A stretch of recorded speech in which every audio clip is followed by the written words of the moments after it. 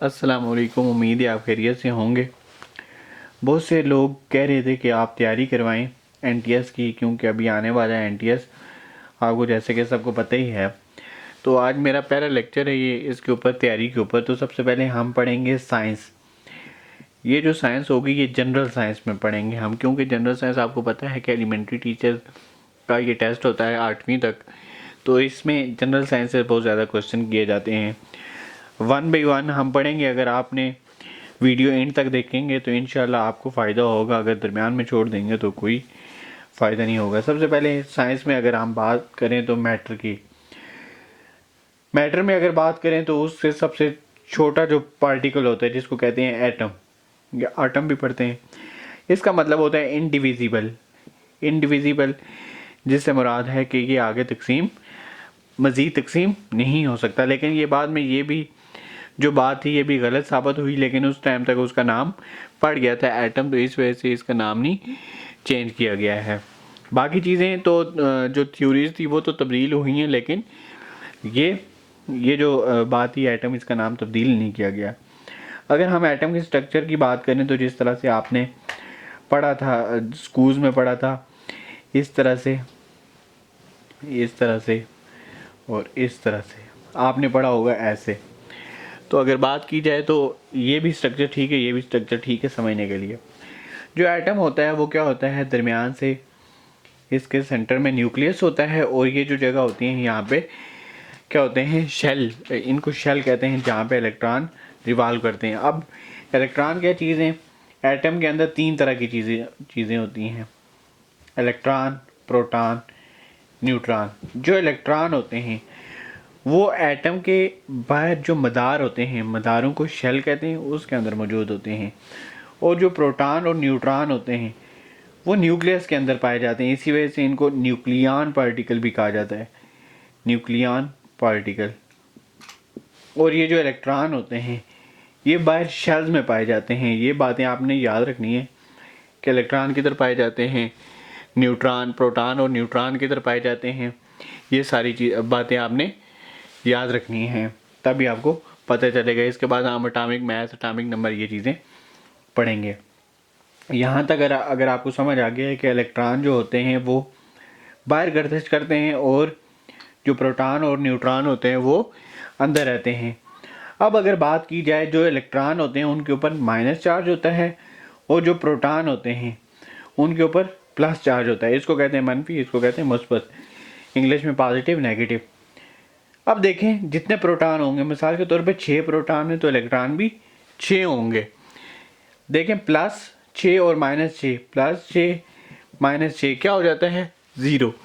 तो इसका मतलब है +6 और -6 0 हो गया। इसका मतलब एटम एज अ होल क्या है, न्यूट्रल है, इसके ऊपर कोई साइन नहीं होता। जब अगर मिसाल के तौर पे कोई दूसरा एटम है, ये एक एटम है, ये इसको क्या करता है, एक इलेक्ट्रॉन देता है। ये एक एटम है, ये इसको एक इलेक्ट्रॉन देता है, तो इलेक्ट्रॉन ज़्यादा हो गए, 6 के बजाय 7 हो गए। अब देखें प्लस और माइनस, तो क्या बचा, 1 प्लस बचेगा ना, तो इसके ऊपर कौन सा चार्ज आ जाएगा, +1। इसका मतलब है जब इलेक्ट्रॉन लेता है, प्रोटॉन को या एटम लेता है या इलेक्ट्रॉन दे देता है, तो उसके ऊपर कौन सा चार्ज आ जाता है, पॉजिटिव। अगर ये क्या करता है, ये अपना एक इलेक्ट्रॉन लूज़ कर देता है, मिसाल के तौर पे ये करेगा, एक इलेक्ट्रॉन अपना लूज़ कर देता है। 6 थे, अब इसने क्या किया, 5 कर दिए, 5 हो गए। अब ये ज़्यादा हो जाएंगे, तब इसके ऊपर कौन सा चार्ज आ जाएगा, पॉजिटिव। अभी इसको आगे हम डिटेल में समझेंगे, इसको यहाँ तक ही आप स्किप करें। आपको ये समझ आ गई होगी कि इलेक्ट्रॉन के ऊपर कौन सा चार्ज होता है, इलेक्ट्रॉन के ऊपर पॉजिटिव, इलेक्ट्रॉन के ऊपर नेगेटिव, प्रोटॉन के ऊपर पॉजिटिव, न्यूट्रॉन के ऊपर कोई चार्ज नहीं होता। ये आपने याद रखनी है कि इलेक्ट्रॉन के ऊपर पॉजिटिव चार्ज, प्रोटॉन के ऊपर नेगेटिव चार्ज। मैं बार बार बोल देता हूँ गलत, तो प्रोटॉन के ऊपर पॉजिटिव, न्यूट्रॉन के ऊपर कोई चार्ज नहीं होता। अब देखें, अब एटम जो होता है वो आयन का बनता है, आयन, एटम इनटू आयन।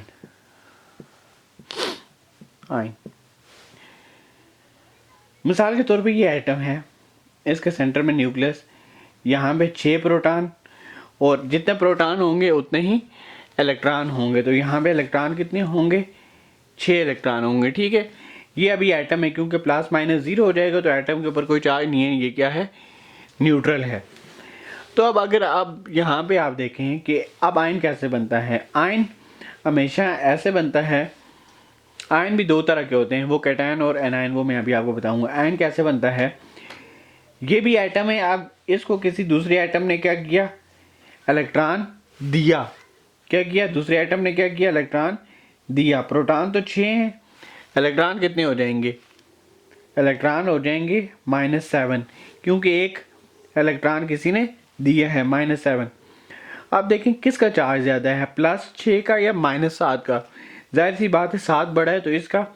अब जो एटम के ऊपर चार्ज होगा क्या होगा? माइनस। अब किसकी हुकूमत है, प्लस की या माइनस की? माइनस की हुकूमत है, तो माइनस चार्ज आ जाएगा।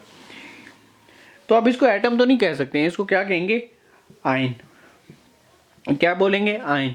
ये अभी मैं आपको बताता हूँ किस तरह से आयन बोलेंगे इसको। अब आगे देखें,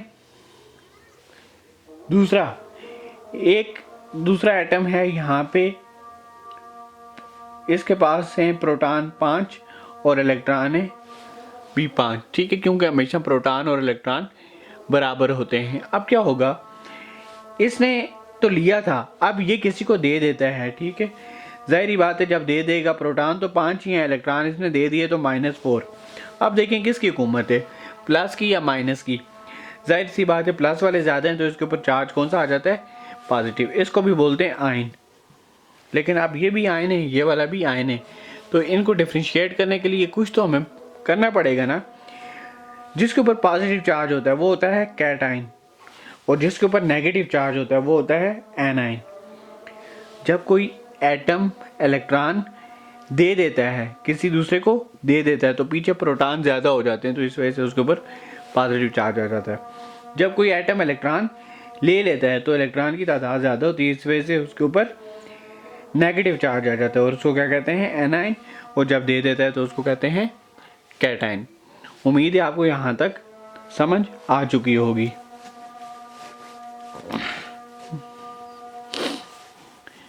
कैटायन और एनायन का फ़र्क आपको वाज़ेह हो गया होगा, लेकिन आपको मैं एक दोबारा बता देता हूँ।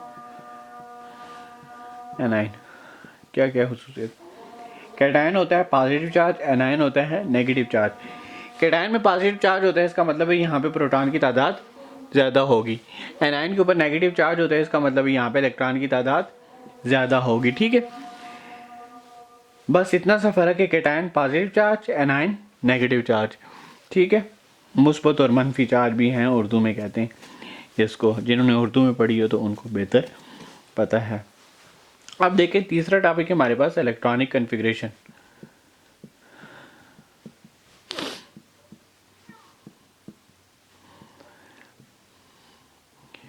ये अब आपको समझ आ जाएगी इलेक्ट्रॉनिक कॉन्फ़िगरेशन। इलेक्ट्रॉनिक कॉन्फ़िगरेशन में क्या है, मिसाल के तौर पे एक एटम है, उसका एटॉमिक नंबर है 17, तो इसकी इलेक्ट्रॉनिक कॉन्फ़िगरेशन आप कैसे निकालेंगे? ये अब एटॉमिक नंबर क्या चीज़ है, एटॉमिक मास क्या चीज़ है, ये मैं आपको बताता हूँ। तो पहले एटॉमिक नंबर को डिस्कस कर लें, फिर उसके बाद इलेक्ट्रॉनिक कॉन्फ़िगरेशन।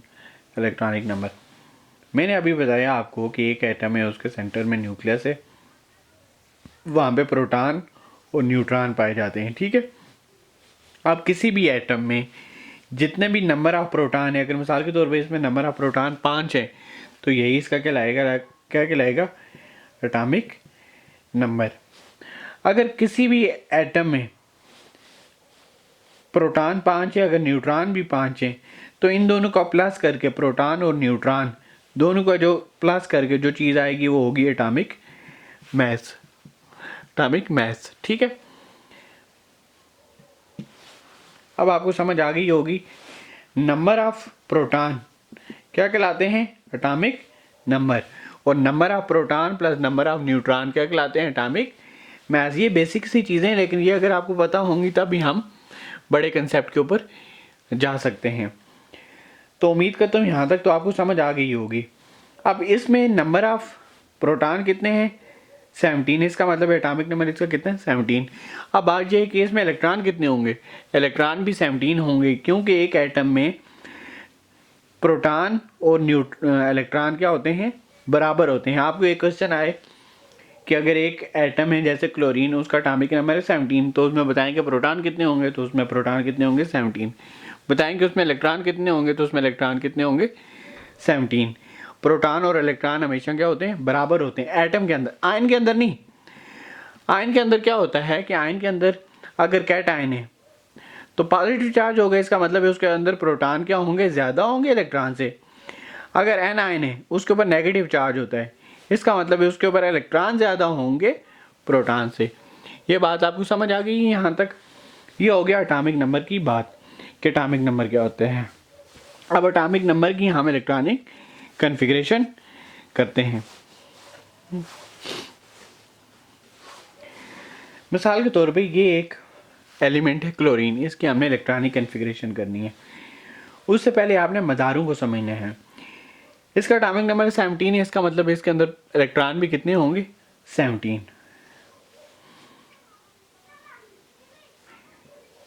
ये हम 3 मदार बना देते हैं। ये सेंटर में न्यूक्लियस है, ये छोटा सा जो आपको नज़र आ रहा है, ये आपको जो नज़र आ रहा है ये क्या है न्यूक्लियस है। ये वाला ये पहला मदार, ये दूसरा मदार, तीसरा मदार, चौथा मदार, ये इनको शेल्स कहते हैं, ठीक है।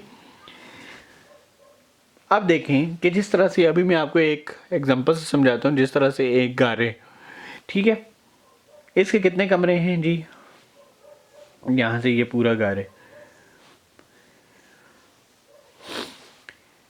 पहला जो इसका कमरा है, पहला जो